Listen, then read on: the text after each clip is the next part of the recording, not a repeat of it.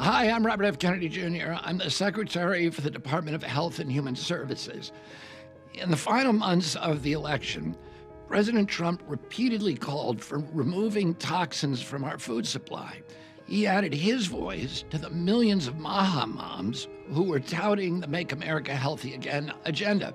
The first step is radical transparency because right now, not even the U.S. government knows what's in our food.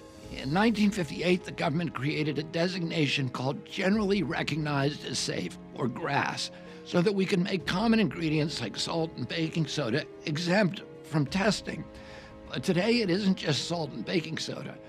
Food companies and cooperative regulators have enlarged the GRAS exemption so that these companies can decide for themselves whether a substance is generally recognized as safe. No FDA approval is needed. European nations, on the other hand, require that a chemical be proven safe before it becomes a food ingredient.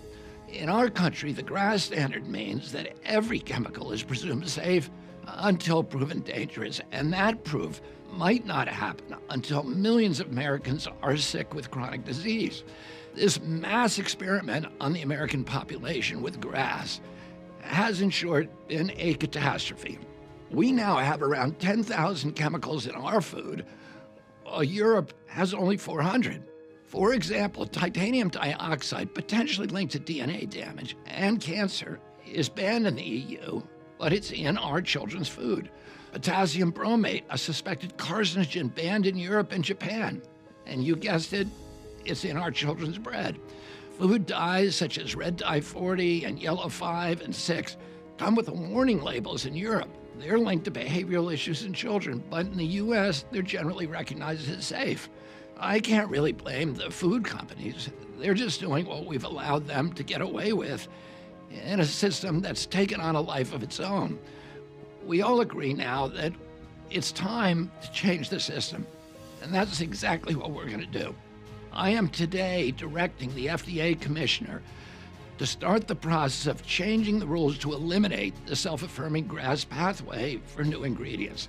I'm also directing the FDA and NIH to ramp up post-market assessments of GRAS chemicals currently in our food so that we can rapidly identify the compounds that are making Americans so sick, and so that American consumers and regulators can make informed decisions.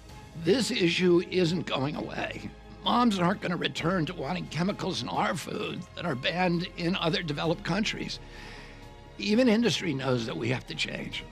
So I promise you, I'm going to work with all parties, the companies, the moms, the scientists, the consumer advocates, to make American food the healthiest in the world the way that it was when I was a child.